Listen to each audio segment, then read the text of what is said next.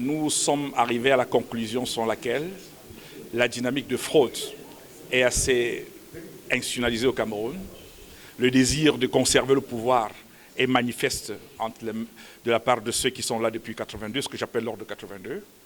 Et nous admettons aussi qu'aucune force prise individuellement ne peut aujourd'hui affronter toute cette dynamique de fraude et obtenir un résultat électoral favorable au lendemain de l'élection d'octobre.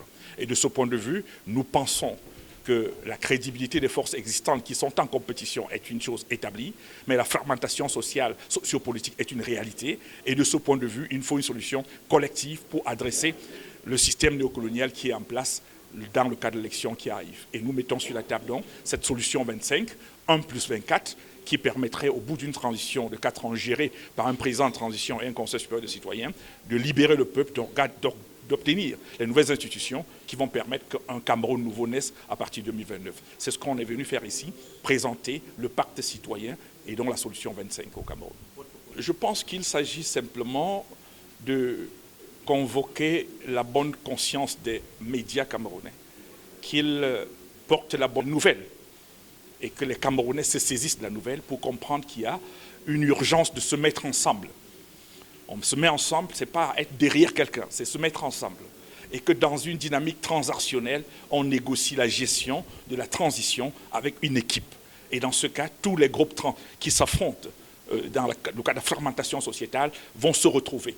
Même s'il ne nous reste que 3 mois, c'est assez suffisant pour pouvoir construire une dynamique gagnante. C'est dire une chose importante que de savoir que certains ont déjà déclaré leur candidature. C'est pour ça qu'ils vont être saisis dès la semaine prochaine. C'est une opportunité et non une contrainte. Ceux qui sont déjà déclarés, ils sont déjà dans le peuple, on va les saisir en premier. Et je pense que pour la plupart, professeur Kamto, Cabral Libi et autres que nous connaissons personnellement, leur attachement au Cameroun, le Cameroun l'emportera sur les éventuelles velléités personnelles ou partisanes. Et donc, parce que le Cameroun est au cœur, les uns et les autres prendront conscience du fait que collectivement, on peut adresser de manière précise la question de la fraude électorale et vaincre le système de Yaoundé. Et donc, le temps ne joue pas trop contre nous, il joue même en notre faveur si les uns et les autres prennent conscience des enjeux d'octobre 2025. Il faut vous rappeler ici que dans une expérience, la meilleure expérience gagnante qu'on a eue dans ce pays en 1992, le choix du candidat ne s'est pas fait 5 mois avant, il s'est fait dans les mêmes délais. Voilà. Donc, et on a pu gagner l'élection en 1992 avant que M. Biya-Paul et son équipe ne choisissent d'inverser 36 en 39, puisque les 6 et 9 peuvent se ressembler dans le cadre de l'inversion.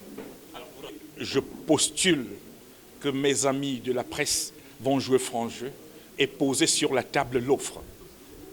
Les échecs successifs qu'il y a eu ont existé parce qu'effectivement, on a inversé les paradigmes. On a préféré choisir un candidat et non s'accorder sur ce qu'on va faire du candidat, ce qu'on fait du Cameroun avec le candidat. Aujourd'hui, nous mettons un squelette de propositions de gestion de transition sur la table, qui va être amélioré avec l'implication des différents acteurs qui vont entrer.